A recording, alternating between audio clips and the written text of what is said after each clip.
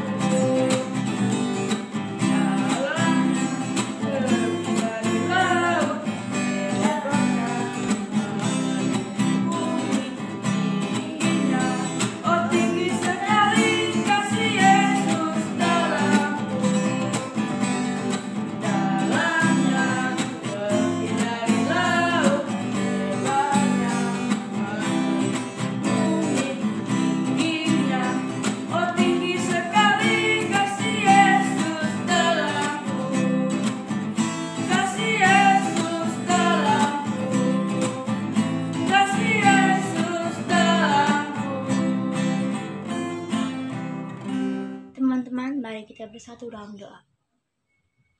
Bapak yang di surga, terima kasih atas kesempatan untuk berkumpul bersama teman-teman, meski harus lewat online. Sekarang kami akan mulai ibadah kami, kiranya Engkau memberkati kami masing-masing dan kiranya Engkau membimbing kami supaya kami bisa mengikuti ibadah ini dari mulai sampai akhir. Di dalam nama Yesus kami berdoa, amin. Teman-teman, kita bersyukur punya Allah yang luar biasa. Dia menciptakan segalanya dan juga Dia menciptakan kita semua. Oleh sebab itu, mari kita memuji Tuhan, Allahku besar. Dan kau temanku, ku temanmu.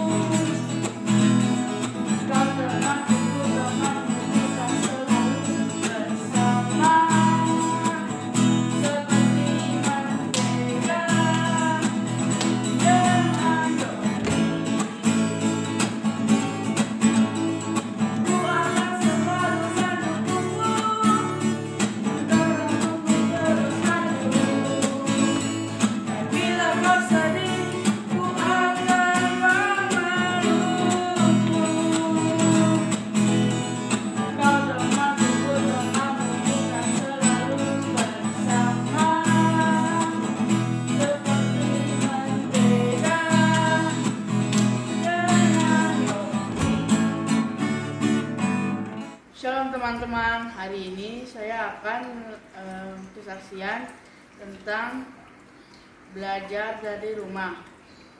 Sejak belajar dari rumah ini, saya masih diberikan sukacita dan juga semangat untuk mengikuti tiap-tiap pelajaran. Tetapi sedihnya saya tidak bisa bertemu langsung dengan guru dan juga teman-teman saya, dan bahkan ujian sekolah pun harus diadakan secara online. Tetapi bersyukur juga selama belajar online ini saya bisa mengikutinya dari mana saja, sehingga waktu mama papa pergi ke Malang untuk menjemput kakak, saya bisa ikut dan mengikuti sekolah secara online. Semoga pandemi ini cepat berlalu dan kita bisa melakukan aktivitas kita sehari-hari dengan normal.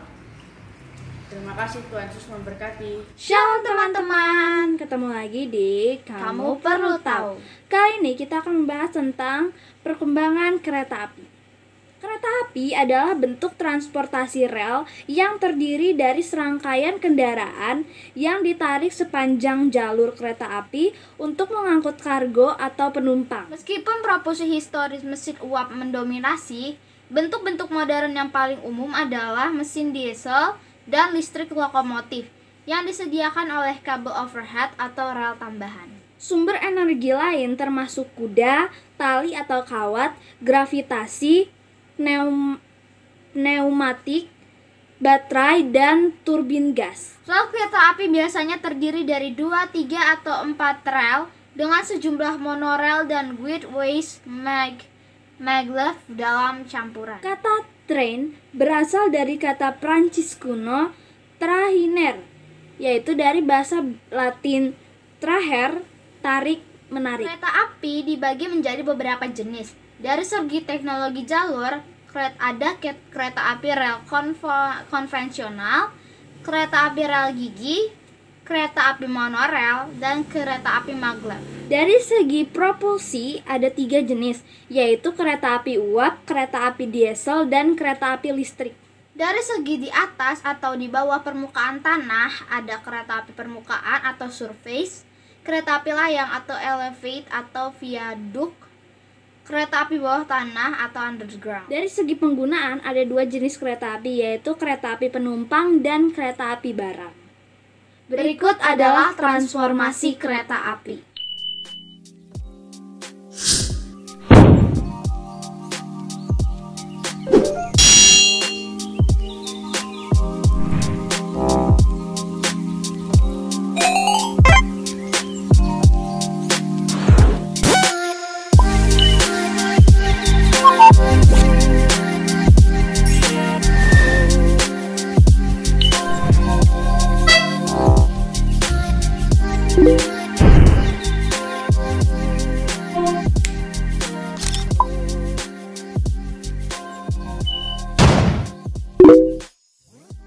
Sejarah perkereta-apian sama seperti sejarah alat transportasi umumnya yang diawali dengan penemuan roda. Mulanya dikenal kereta kuda yang hanya terdiri dari satu kereta, kemudian dibuatlah kereta kuda yang menarik lebih dari satu rangkaian serta berjalan di jalur tertentu yang terbuat dari besi atau rel yang dinamakan sepur. Ini digunakan khususnya di daerah pertambangan tempat terdapat lori yang dirangkaikan dan ditarik dengan tenaga kuda. Setelah James Watt menemukan mesin uap, Nicholas Cagney membuat kendaraan beroda 3 berbahan bakar uap.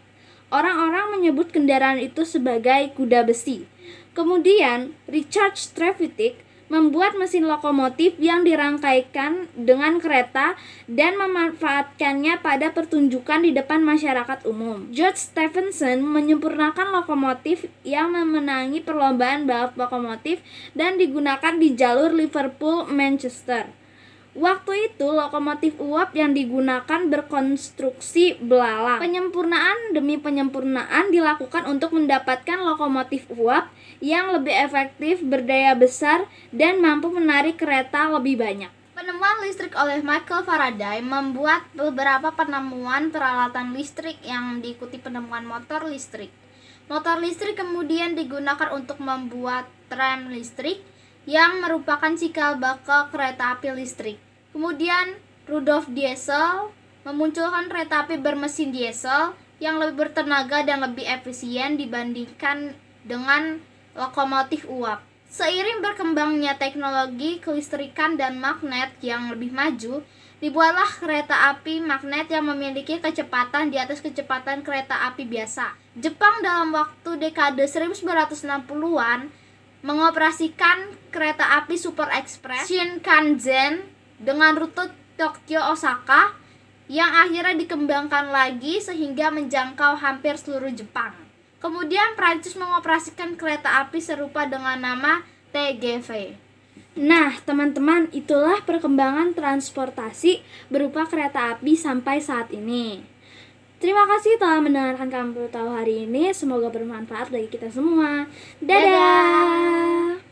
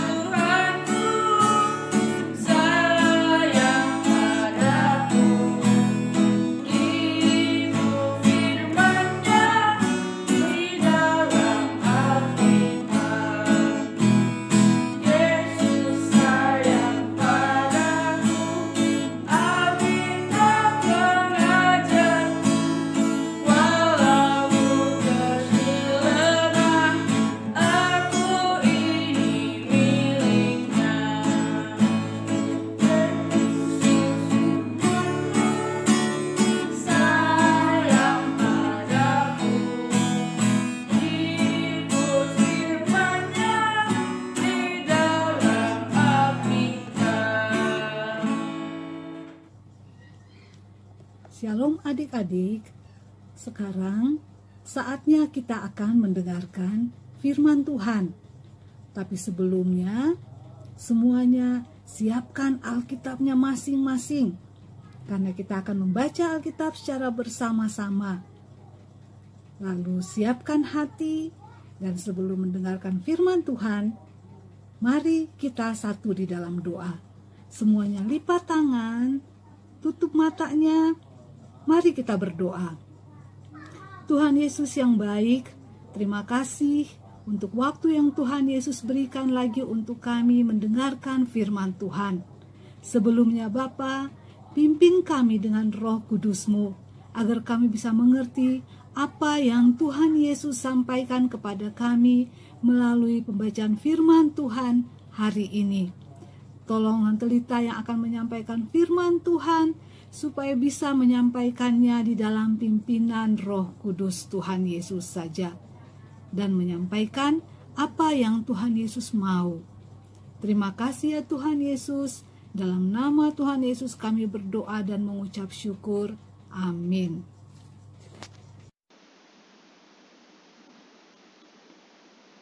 Tema kita hari ini adalah mengikut Yesus. Nah, sekarang adik-adik siapkan Alkitabnya. Kita buka Alkitab dan kita akan baca secara bersama-sama. Perikop kita hari ini terambil dari Matius 4 ayat 18 sampai 22.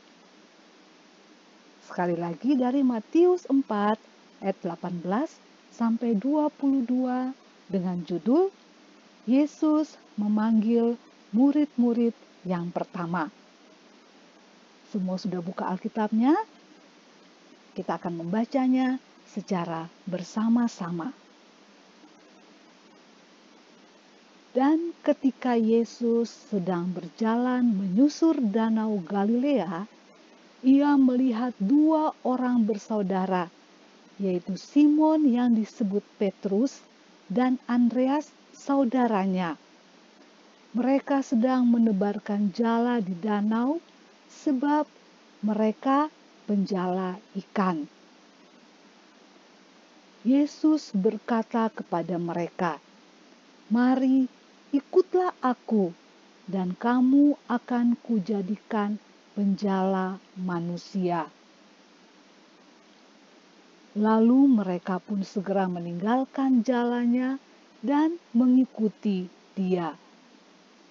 Dan setelah Yesus pergi dari sana, dilihatnya pula 2 orang bersaudara, yaitu Yakobus anak Zebedeus dan Yohanes saudaranya bersama ayah mereka Zebedeus sedang membereskan jala di dalam perahu. Yesus memanggil mereka, dan mereka segera meninggalkan perahu serta ayahnya, lalu mengikuti Dia. Nah, adik-adik, dari pembacaan Alkitab tadi diceritakan bahwa pada suatu waktu ketika Yesus sedang berjalan di pantai Danau Galilea, Ia melihat 2 nelayan, yaitu Simon yang dinamai juga Petrus dengan adiknya Andreas. Mereka sedang menangkap ikan di danau itu dengan jala. Yesus berkata kepada mereka, "Mari, ikutlah aku. Aku akan mengajar kalian bagaimana menjala manusia." Langsung mereka meninggalkan jala mereka lalu mengikuti Yesus. Yesus berjalan terus, lalu Ia melihat pula 2 orang bersaudara yang lain, yaitu Yakobus dan Yohanes, anak-anak Zebedeus. Yesus memanggil mereka juga, dan mereka langsung meninggalkan perahu lalu mengikuti Yesus.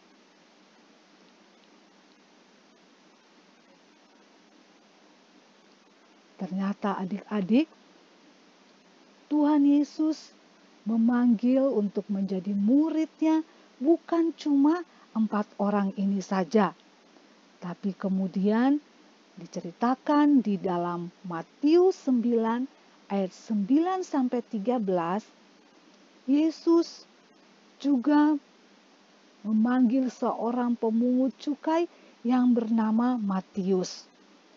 Ketika itu Matius sedang duduk di kantor pajaknya. Lalu Yesus berkata kepadanya, "Mari, ikut aku." Lalu Matius berdiri dan dia pun segera mengikuti Yesus. Setelah itu, Yesus kemudian terus berjalan. Lalu dia juga memanggil murid-murid yang lain. Hal ini diceritakan di dalam Matius 10 ayat 1 sampai 4 yang berjudul Yesus memanggil ke-12 rasul. Nah, siapa saja ya nama 12 orang yang dipilih Yesus untuk menjadi rasul atau menjadi murid-Nya? Ya, mereka itu adalah yang pertama adalah Simon yang disebut juga Petrus. Kemudian Andreas, saudara Simon. Lalu yang ketiga adalah Yakobus, anak Zebedeus. Yang keempat adalah Yohanes, saudara Yakobus. Lalu yang kelima adalah Filipus. Yang keenam adalah Bartolomeus. Yang ketujuh adalah Thomas. Yang kedelapan adalah Matius pemungut cukai. Yang 9 adalah Yakobus anak Alfeus. Yang ke-10 adalah Tadeus. Yang ke-11 adalah Simon orang Selot. Dan yang ke-12 adalah Yudas Iskariot. Nah, adik-adik, dari cerita firman Tuhan hari ini, kita bisa melihat bahwa Tuhan Yesus memanggil murid-muridnya dari latar belakang yang berbeda-beda. Tadi dikatakan ada Simon dan Andreas yang adalah penjala ikan. Begitu juga dengan Yakobus dan Yohanes. Kemudian juga ada Matius yang tadinya adalah seorang pekerja di kantor, yaitu seorang pemungut cukai. Tuhan Yesus juga memanggil dia untuk menjadi murid-Nya. Nah, adik-adik, Tuhan Yesus juga mau memanggil kita. Dia juga mau memanggil adik-adik untuk mengikut Dia dan untuk menjadi murid-Nya. Tuhan Yesus memanggil kita semua untuk menjadi murid-Nya. Tuhan Yesus tidak melihat kita itu berasal dari suku mana. Mau dari suku Aceh, suku Medan, suku Jawa, suku Kalimantan, atau suku Maluku, suku Ambon, dari mana saja Tuhan Yesus tidak melihat itu. Tuhan Yesus juga memanggil kita, Dia tidak melihat siapa orang tua kita. Apakah orang tua kita adalah orang yang hebat, orang yang terkenal atau tidak. Tuhan Yesus tidak melihat dari situ. Tuhan Yesus juga tidak melihat apakah kita kaya atau tidak. Atau kita pintar atau tidak. Tuhan Yesus juga tidak melihat bagaimana warna kulit kita. Kita hitam, kita putih, atau kita kuning. Tuhan Yesus tidak melihat dari situ. Tuhan Yesus juga tidak melihat apakah kita tinggi atau pendek. Tuhan Yesus tidak melihat dari hal-hal itu. Nah, sekarang masalahnya, apakah adik-adik mau mengikuti Yesus dan menjadi murid-Nya? Tuhan Yesus mau memanggil kita menjadi murid-Nya. Nah, sekarang apakah adik-adik mau mengikuti Yesus dan menjadi murid-Nya? Adik-adik, Tuhan Yesus memanggil adik-adik untuk mengikuti Dia dan menjadi murid-Nya. Apakah adik-adik mau? Kalau adik-adik mau, apa yang harus adik-adik lakukan? Yang pertama, adik-adik harus berdoa, meminta Tuhan Yesus masuk di dalam hati dan tinggal di dalam hati adik-adik. Lalu, adik-adik harus selalu berdoa, minta Roh Kudus Tuhan memimpin adik-adik tiap-tiap waktu. Lalu kemudian harus rajin baca Alkitab. Karena dengan baca Alkitab, kita akan tahu apa yang Tuhan Yesus mau untuk kita lakukan. Dan setelah itu, kita harus melakukan setiap perintah Tuhan, setiap firman Tuhan di dalam hidup kita tiap-tiap hari. Karena dengan menjadi murid Tuhan, itu akan ditunjukkan lewat sikap kita, sikap adik-adik tiap-tiap hari dimanapun adik-adik berada. Di rumah, di sekolah, di lingkungan permainan, di gereja, dan di mana saja. Yang harus adik-adik tunjukkan adalah sikap sesuai dengan apa yang Tuhan Yesus mau. Nah, adik-adik, demikianlah firman Tuhan kita pada hari ini.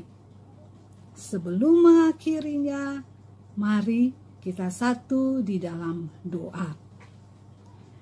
Tuhan Yesus, terima kasih untuk firman-Mu bagi kami hari ini. Terima kasih bahwa Tuhan Yesus mau memanggil kami untuk mengikuti dan menjadi murid-Mu. Tuhan Yesus, kami mau mengikuti Engkau, kami mau menjadi murid-Mu. Tolong kami supaya kami bisa menjadi murid Tuhan Yesus yang setia. Terima kasih ya Tuhan Yesus. Dalam nama Tuhan Yesus kami berdoa. Amin. Nah adik-adik, sampai bertemu lagi di lain waktu. Bye-bye.